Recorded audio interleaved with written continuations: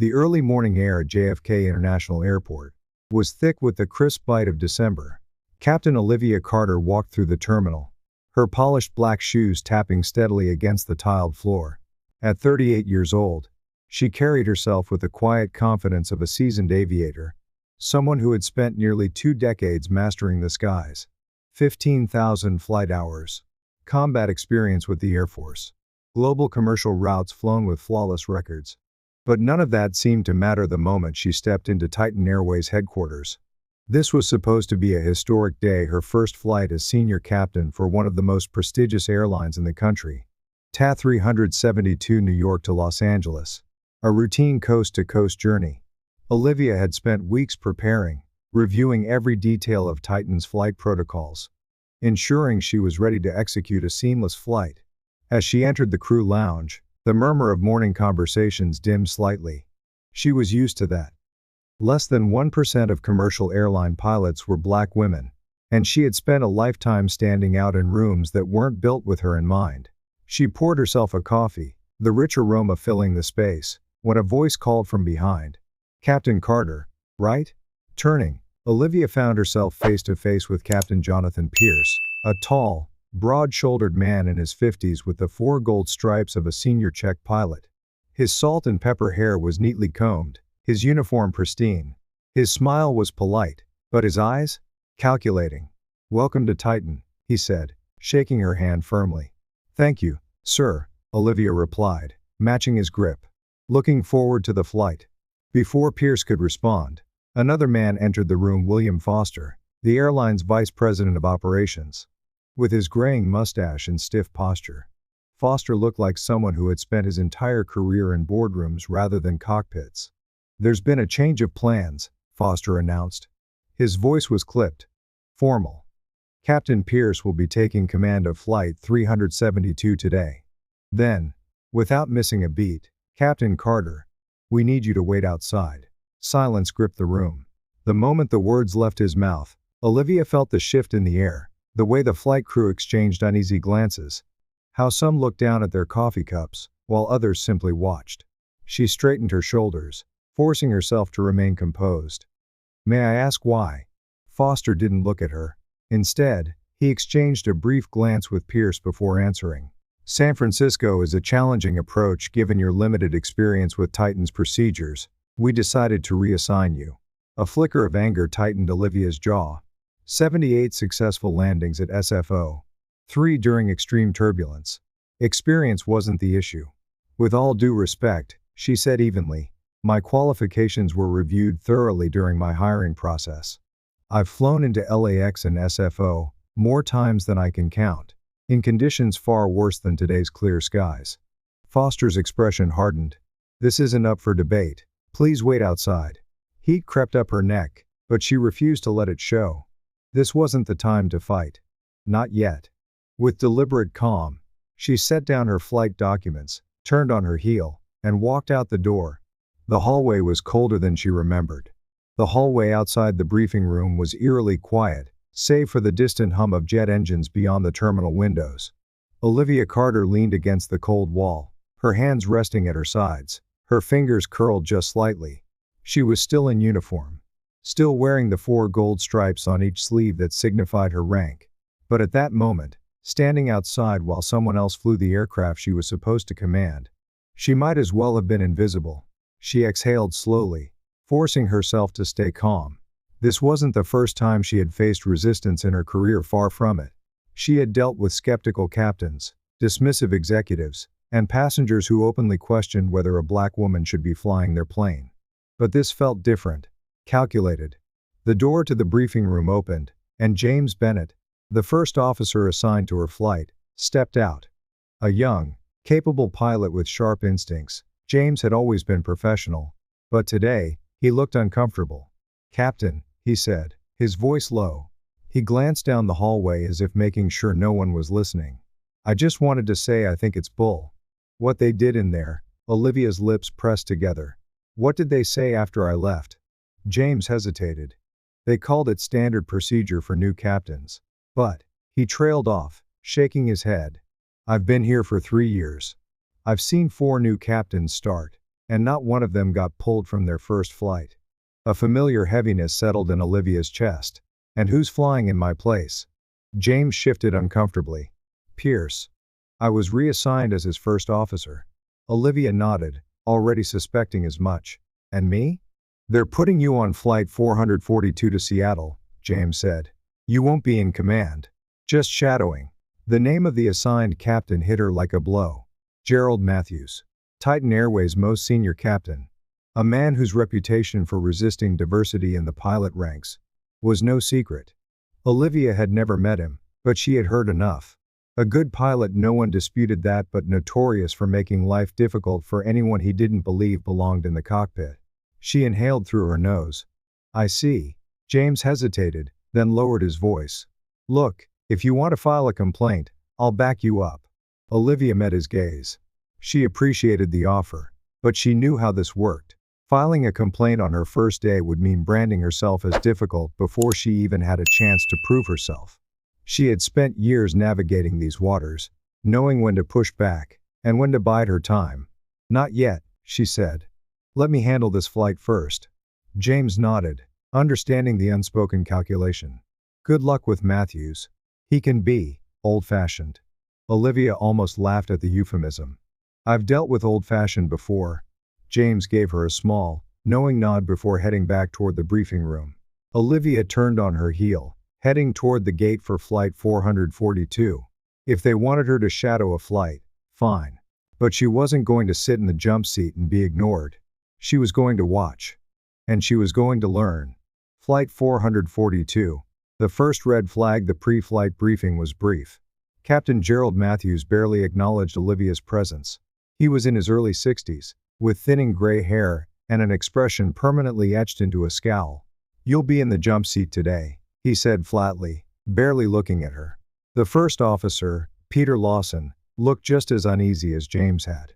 He offered a quick nod, but his eyes flicked toward Matthews before he said anything else. As the aircraft was pushed back from the gate, Olivia focused on observing every detail. Titan's procedures were not unfamiliar. She had memorized them weeks before starting. But something felt off. Halfway through the flight, it became clear, Matthews was skipping standard callouts. Not outright ignoring procedure, but rushing through critical steps, relying on instinct rather than precision. Then it happened. As they approached Seattle, Matthews tuned the radio to the wrong approach control frequency. It was a minor mistake, but in aviation, small mistakes have a way of becoming big ones. Peter either didn't notice or was too intimidated to correct him.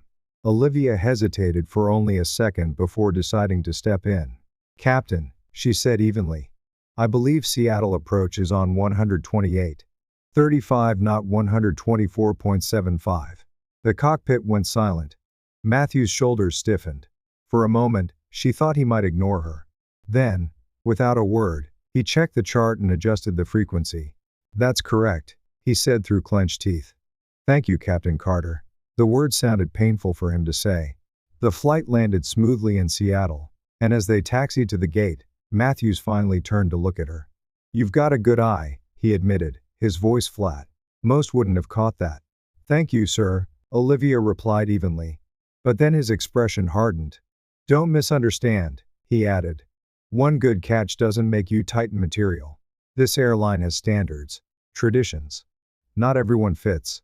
The message couldn't have been clearer if he had spelled it out.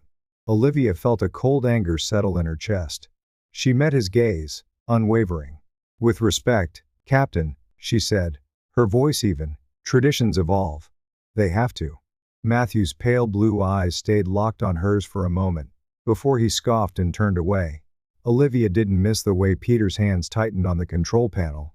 A pattern begins to form. By the time Olivia returned to JFK, her assignment for the next week was waiting. She would be shadowing different captains every day. All men. All with reputations like Matthews. She was being hazed. They wanted her to quit before she even got started. But they had underestimated her. That night, sitting in her small Chicago apartment, Olivia pulled out her laptop and began researching. Titan Airways had 3 settled discrimination suits in the past decade, all with non-disclosure agreements attached. More concerning, She found a recent FAA review into their maintenance procedures. The wording was vague, but the timing raised red flags. A suspicion began to take root. Titan wasn't just trying to force her out. They were hiding something bigger. And Olivia intended to find out exactly what it was. Olivia Carter sat at her small kitchen table, the dim glow of her laptop screen illuminating her face. A cup of coffee sat untouched beside her as she scrolled through internal employee reviews, FAA reports, and old news articles, anything she could find on Titan Airways that might explain what she was up against. Her gut told her this wasn't just about discrimination. This was systemic, deliberate. She had expected to find the usual in old boys club culture, subtle, and not so subtle resistance to diversity and leadership, maybe a few settled lawsuits. But what caught her attention was a buried report from 8 months ago. FAA launches routine audit of Titan Airways maintenance procedures. At first glance, it looked unremarkable. Airlines were regularly audited for safety compliance. But something nagged at her. She had spent enough time in the industry to know that when the FAA flagged minor discrepancies in maintenance logs, it was usually a sanitized way of saying, "We found something, but we're not ready to go public yet." She clicked on related articles. A few small aviation blogs had hinted at issues within Titan's maintenance department, but nothing concrete. She needed first-hand information. The hangar confession. The next morning, Olivia arrived at JFK under the guise of completing additional training. She wasn't on the flight roster, which gave her the perfect opportunity to move unnoticed. Instead of heading to the pilot briefing rooms, she walked toward the maintenance hangars. Her badge wouldn't get her into restricted areas, but she didn't need it. She had something better: relationships. She spotted Michael Reynolds, a middle-aged maintenance technician with 23 years under his belt. She had met him briefly during onboarding, and he had been one of the few to shake her hand without hesitation. "Michael," she greeted, keeping her voice casual. "Mind if I ask you something?" He glanced around, then nodded, wiping his hands on his coveralls. "Long as it's not about pilot contracts. I don't get involved in y'all's drama." Olivia smirked. "It's not about contracts. It's about Flight 442. Michael stiffened. "What about it?" "The maintenance logs didn't match the service records," Olivia said carefully. Something wasn't adding up. Michael exhaled, rubbing the back of his neck. "Look, Captain, I don't want to get involved in this." "Michael," she said evenly, "would you put your family on some of these planes?" He hesitated. Too long. Finally, he looked her dead in the eyes. "Not all of them." That was all she needed to hear. "What's going on?" Olivia pressed. "I know something isn't right." "You do too." Michael sighed heavily, then motioned for her to follow him toward a less trafficked section of the hangar. He kept his voice low. "New management's been pushing us to speed up turnaround times. More flights, less downtime. Used to be, certain inspections were mandatory now. They're at technicians' discretion." He made air quotes with his fingers. "Meaning?" Olivia narrowed her eyes. "Meaning they're skipping steps." Her stomach turned. "They're signing off on inspections that never happened," Michael continued. "Pressuring guys to ignore minor issues, so planes don't get grounded. And if anyone speaks up, they get reassigned, put on the worst shifts, or fired for performance issues." Olivia processed this. She had suspected shady hiring practices, a toxic culture, but this was life or death. "What about the FAA audit?" she asked. Michael let out a humorless laugh. "Titan gave them what they wanted to see. The FAA only checks samples, and management made sure those samples were perfect. But you go deep into those logs, you'll find discrepancies."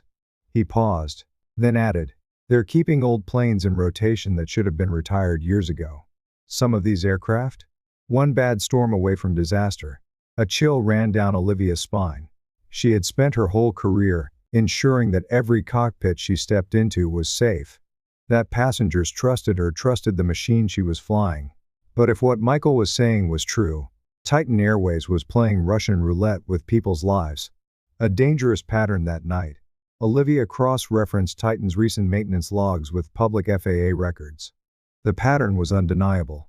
Planes that had been listed for major servicing were cleared for flight weeks early. Reports of engine faults mysteriously disappeared. Older aircraft past their optimal flight hours were still in circulation, despite FAA recommendations. She even found an internal memo from corporate leadership, pressuring maintenance teams to reduce downtime at all costs. They were covering up safety violations. And if she had noticed, the FAA would too if they were looking in the right places. She needed to go bigger. She needed evidence that couldn't be ignored.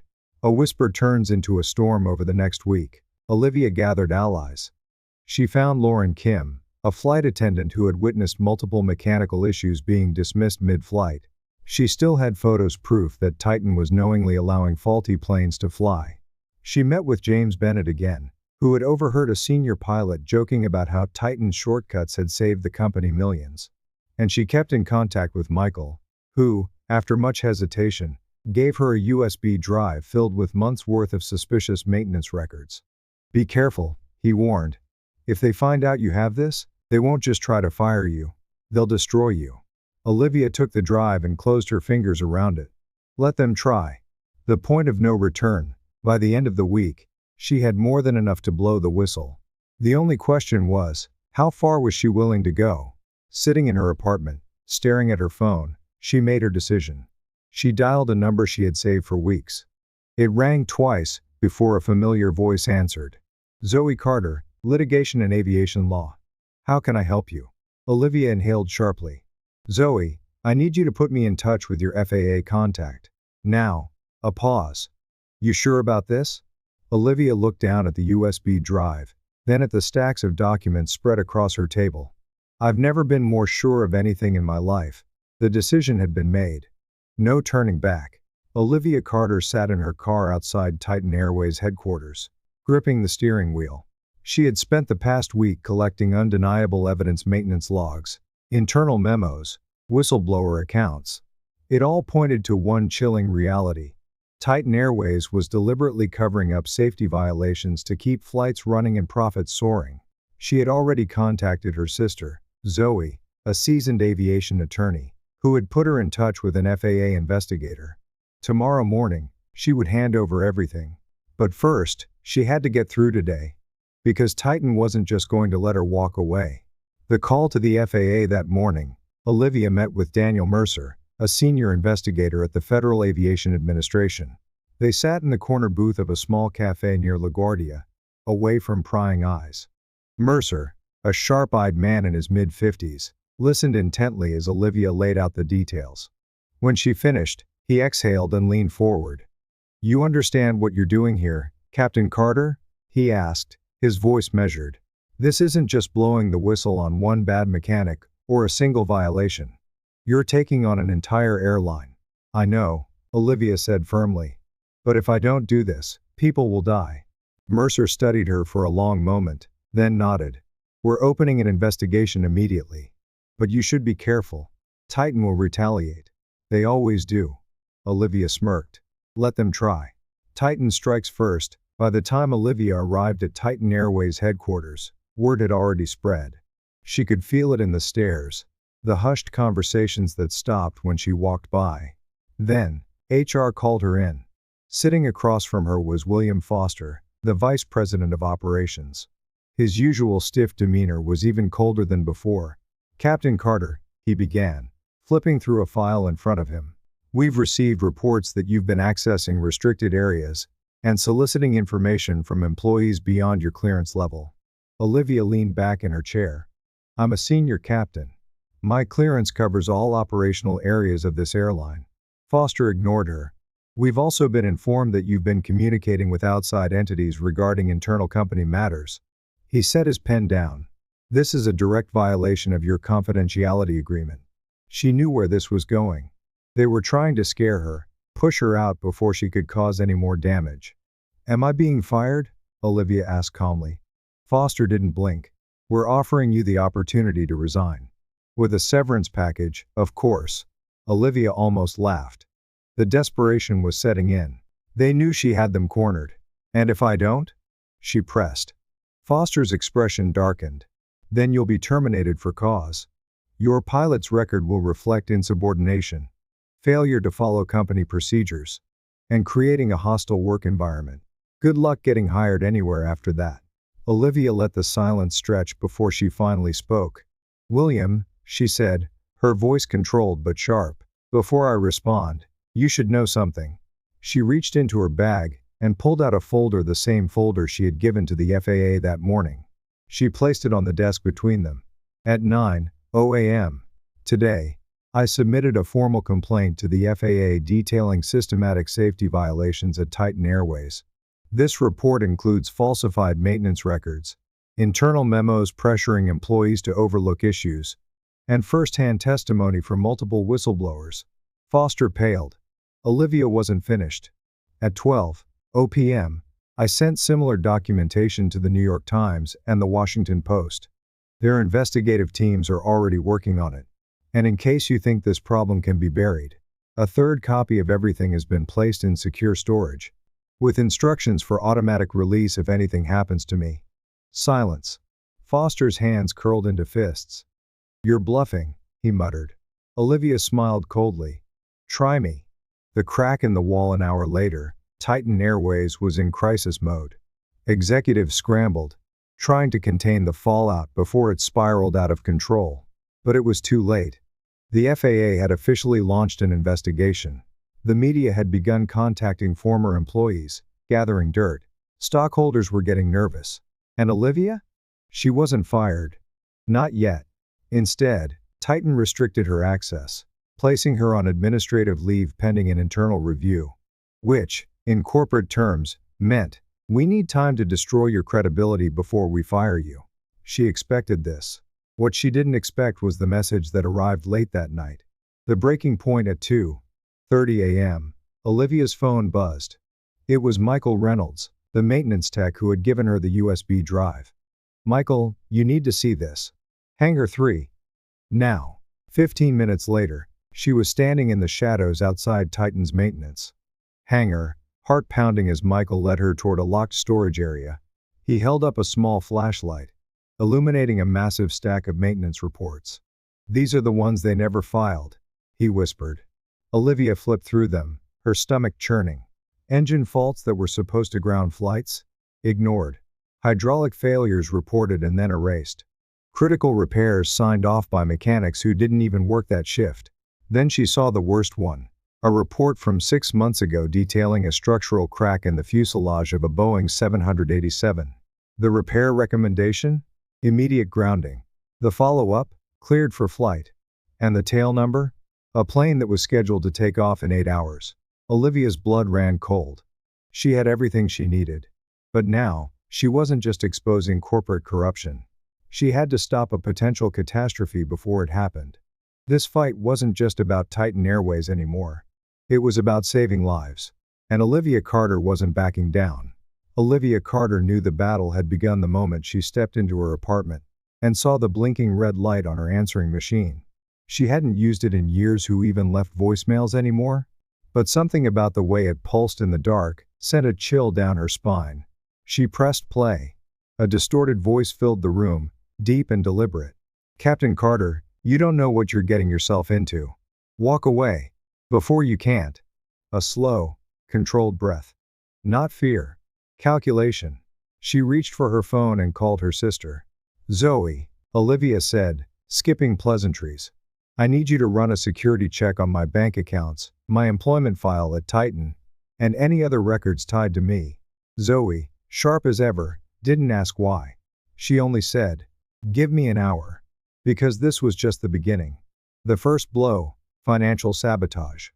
An hour later, Zoe called back, her voice tight. They froze your payroll account. Olivia closed her eyes for half a second. Of course they did.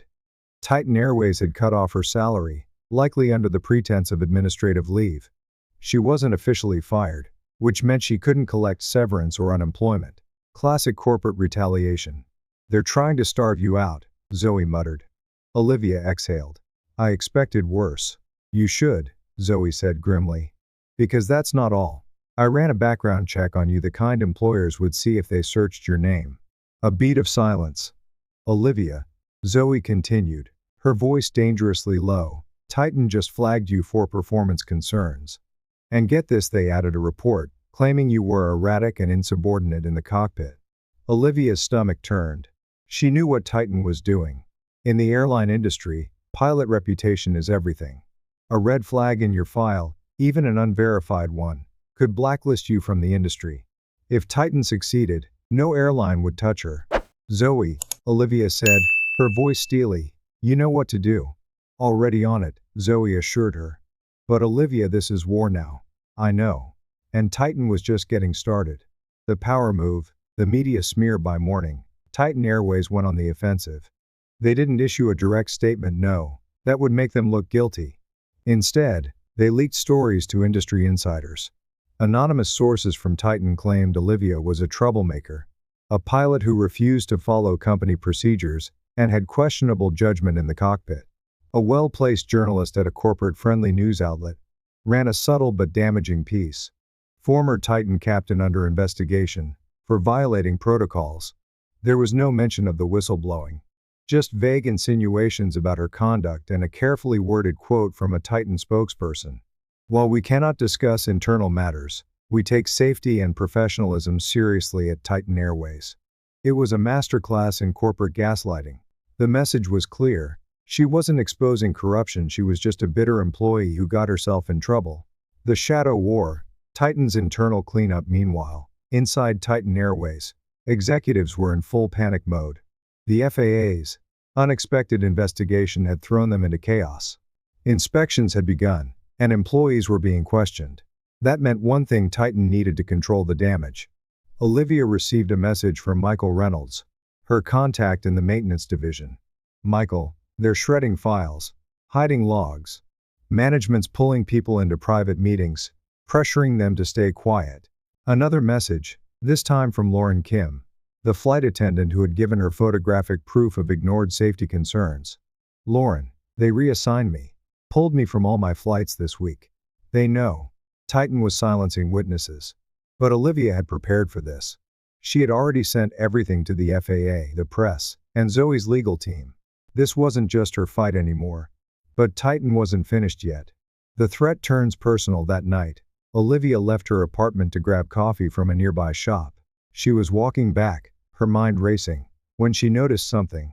A black sedan parked across the street. Engine running, tinted windows. It had been there when she left. Still there when she came back. She felt it before she knew it. She was being watched. She turned, walking toward her apartment.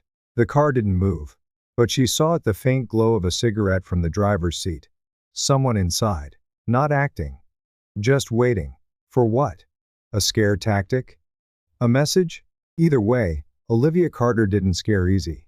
She entered her apartment, locked the door, and picked up her phone. Zoe, she said, keeping her voice steady, I need you to call your contact at the DOJ. Zoe went dead silent. The Department of Justice? She asked finally. Olivia looked out the window. The sedan was still there. Titan isn't just covering up safety violations, Olivia said. They're intimidating witnesses, falsifying records, and retaliating against employees. She watched the cigarette burn in the darkness. This isn't just an FAA problem anymore. This is federal. The counterstrike. By morning, the FAA had expanded its investigation, citing credible reports of corporate obstruction. The DOJ was now aware of Titan's retaliation tactics. And Olivia? She was done playing defense. She met with Daniel Mercer again, the FAA investigator. This is more than just a safety issue, she told him. Titan is actively hiding violations, silencing employees, and retaliating against whistleblowers. That's criminal misconduct. Mercer nodded. We're bringing in additional oversight. But Olivia, if they're going this far to stop you, they're not going to back down. Olivia met his gaze. Neither am I. The storm breaks. Titan Airways had fired its first shot: financial sabotage, media attacks, intimidation. But Olivia had survived worse. And now? She had the FAA, the DOJ, and the press watching Titan's every move.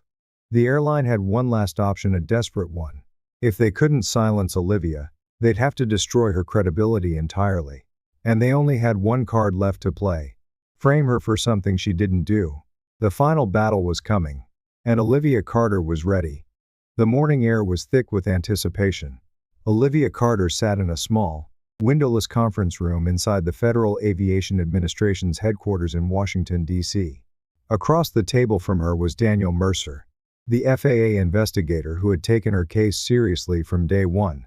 Beside him sat David Castillo, a representative from the Department of Justice, and a legal advisor who had been brought in after evidence of Titan Airways cover-ups and retaliation crossed the line from corporate negligence to criminal misconduct. Captain Carter, Mercer began, his voice steady, "This is the final confirmation you've been waiting for. The investigation is complete. Titan Airways has been found in blatant violation of federal aviation safety laws." Olivia let out a slow breath. Effective immediately, Castillo continued, "The FAA is revoking Titan Airways' operating certificate. No more flights. No more passengers. They're grounded. Permanently. It was over. Titan Airways was dead. The fallout begins within hours." The news broke. And they had failed. Inside Titan's headquarters, the empire crumbles back at Titan Airways corporate headquarters in New York. The atmosphere was apocalyptic. Executives, who had once dismissed Olivia as a troublemaker, were now scrambling to save themselves. The board of directors convened an emergency meeting, but it was futile. The FAA had revoked their ability to operate. The DOJ was preparing criminal charges. Shareholders were pulling their investments. By the end of the day, Titan's stock price had plummeted by over 75%, and by nightfall, Titan Airways had announced it was filing for bankruptcy. It was total collapse. Titan's executives faced justice. The next morning, Olivia sat in her sister Zoe's law office, watching the live news coverage unfold.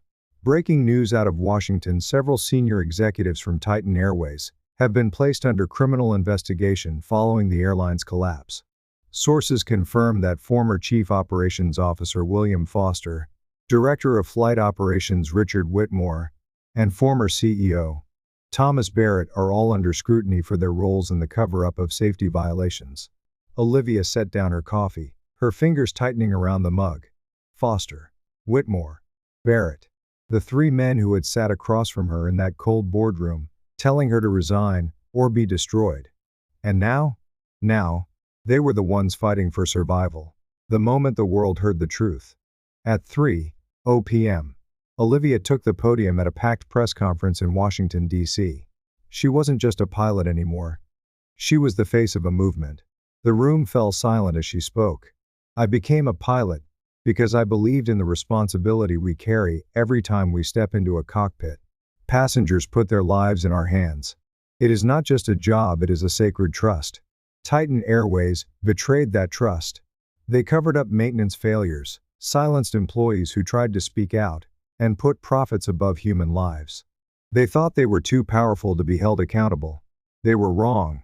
And I stand here today to say this: aviation safety is not negotiable. And the people who take shortcuts with human lives will be held accountable." The room erupted in applause. She had won. But more than that, the industry had changed. The aftermath, the end of Titan, the beginning of something bigger. In the weeks following Titan's collapse, major changes swept through the airline industry. New federal whistleblower protections were introduced, ensuring pilots, mechanics, and flight crews could report safety concerns without retaliation.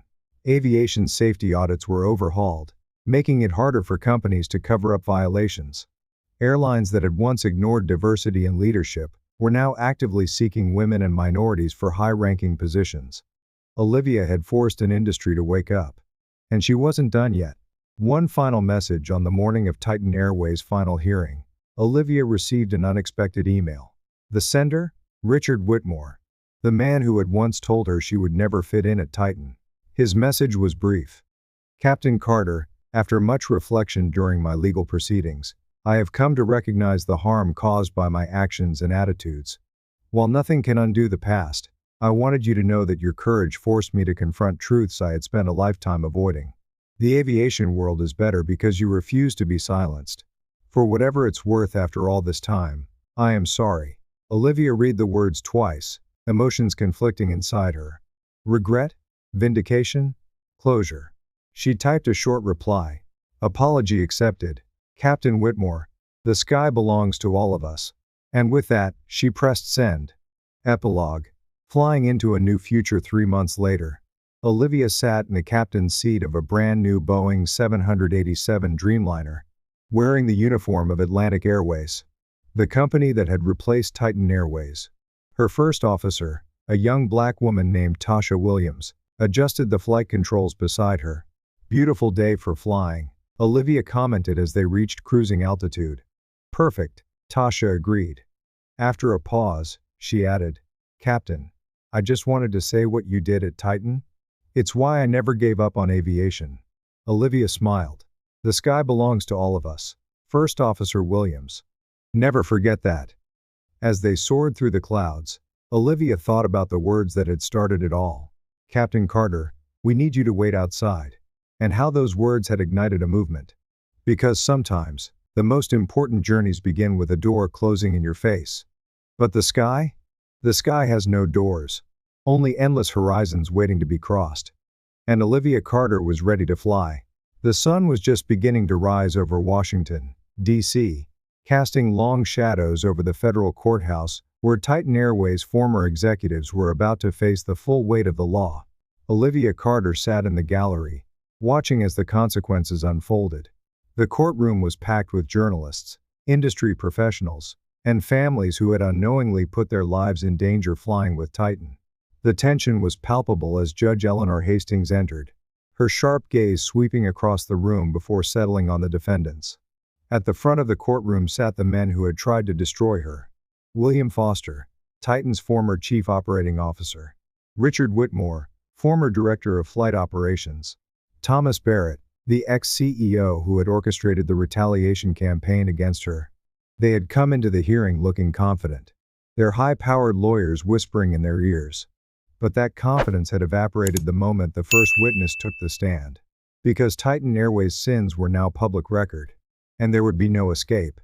The case against Titan Airways, one by one, whistleblowers came forward. Marcus Jefferson, the maintenance technician, detailed how executives had ordered him to sign off on uninspected aircraft just to keep planes flying. Lauren Kim, the flight attendant, testified about how safety violations were ignored even when they endangered passengers. Michael Reynolds, the former operations manager, admitted under oath that Titan had maintained a secret system for falsifying maintenance records. But the final blow came when FAA investigator Daniel Mercer took the stand. He held up a stack of reports all fabricated, all signed by Titan's leadership. "These documents," he said, his voice firm, "prove that Titan Airways knowingly sent defective planes into the air, violating federal aviation regulations and endangering thousands of lives." A murmur swept through the courtroom. But Mercer wasn't finished. "These executives," he continued, gesturing toward the defendants, "covered up these violations, retaliated against employees who spoke out, and even attempted to silence Captain Carter when she tried to expose the truth." For the first time, Olivia saw genuine fear in Thomas Barrett's eyes. Because they all knew. The verdict was inevitable. The sentencing. Justice is served after weeks of testimony. The jury took only 4 hours to deliberate. By the end of the day, they returned with their decision. Guilty. On all counts. Judge Hastings looked down at the former Titan executives with undisguised contempt. "You not only failed your employees," she said, her voice sharp as steel, "you failed the public trust. You prioritized profits over human lives, and in doing so, you jeopardized the safety of thousands of passengers. That is not just negligence. That is criminal." She turned her gaze to Thomas Barrett. "As the CEO of Titan Airways, you had the power to stop this at any moment. Instead, you led a conspiracy to cover up life-threatening safety violations, falsify records, and silence anyone who dared to speak the truth. For that, this court sentences you to 12 years in federal prison." Gasps filled the courtroom. Barrett's face went pale. His lawyers tried to argue for leniency, but Judge Hastings wasn't done. "Mr. Whitmore, Mr. Foster, you were complicit in this deception. You knowingly participated in fraud, endangerment, and obstruction of justice. You will each serve 8 years." For a moment, there was silence. And then applause. The families of passengers who had flown on Titan's faulty aircraft, the employees who had been forced into silence, and the whistleblowers who had risked everything, they all felt the weight of justice, finally delivered. Olivia Carter closed her eyes for a brief second. It was over. Titan Airways was gone. And justice had prevailed. The aftermath. A changed industry in the wake of Titan's collapse. The aviation industry underwent one of the biggest overhauls in history. New federal laws were passed, ensuring that pilots, maintenance crews, and airline staff had stronger whistleblower protections. The FAA imposed stricter regulations on aircraft maintenance and safety checks, preventing companies from cutting corners ever again. Airline executives could now be held personally liable for safety violations, ensuring that another Titan Airways could never exist. But most importantly, passengers were safer than ever before. And it all started with one woman who refused to be silenced. A final victory 3 months later, Olivia sat in her apartment, finally at peace. Her phone buzzed. It was Zoe. "Did you see the news?" Zoe asked, excitement in her voice. Olivia smiled. Yes, she had seen it. The FAA had officially established the Carter Rule, a new aviation standard named after her, designed to protect whistleblowers and prevent future corporate cover-ups. It was surreal. "Never thought I'd see my name in a regulation," Olivia admitted, laughing softly. "You earned it," Zoe said. "And now, what's next?" Olivia looked out her window, watching a plane disappear into the evening sky. "There's still work to do," she said. Because she knew, the fight for integrity never truly ended. But for now, she had won. And that was enough.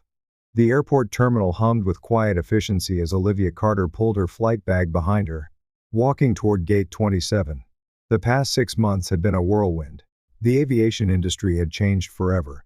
Titan Airways was gone. Laws were rewritten, safety measures reinforced, and whistleblowers like her were finally protected. And yet, as Olivia stepped onto the jet bridge, she felt something she hadn't felt in a long time. Peace. She had fought the fight. And she had won. A new beginning. Captain Carter takes flight again. The flight deck of the Boeing 787 Dreamliner was a world she knew like the back of her hand. The soft glow of the instrument panel, the hum of the engines powering up. It was more than a cockpit. It was home. Her first officer, Tasha Williams, was already seated, running through the pre-flight checklist. "Good morning, Captain," Tasha said, her voice light but focused. Olivia smiled. She still wasn't used to hearing that again. After Titan's collapse, she'd had dozens of job offers. Every airline wanted to hire the woman who had taken down corporate corruption. But she didn't choose the biggest paycheck or the most prestigious position.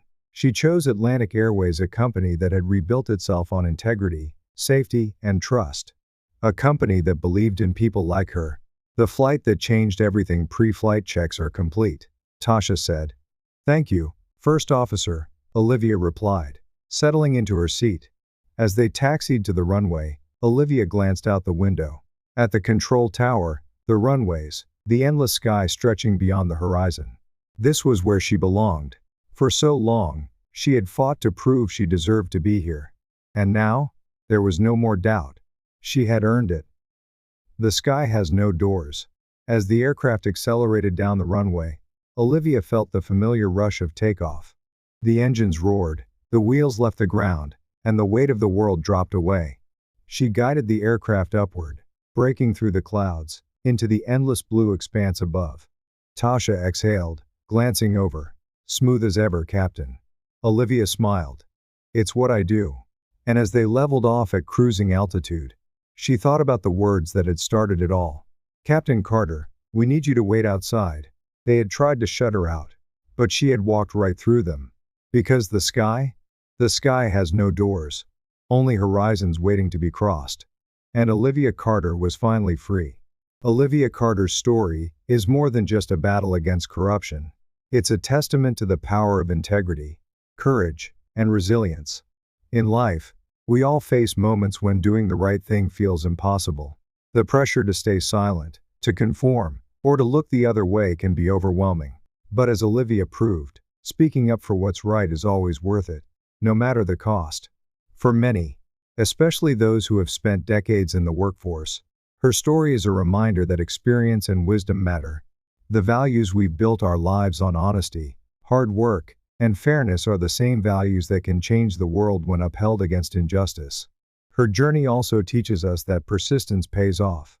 Olivia didn't just fight for herself, she fought for the safety of passengers, for future pilots, and for an industry that needed to change. No matter where we are in life, We all have the power to make a difference.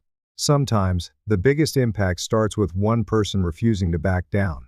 Because in the end, truth always rises, and justice always finds its way. Olivia Carter's journey reminds us that integrity, courage, and perseverance can overcome even the most powerful obstacles. Her fight for justice didn't just change an airline, it changed lives. If this story resonated with you, leave a like and subscribe to the channel for more powerful stories about resilience, truth, and the impact of standing up for what's right.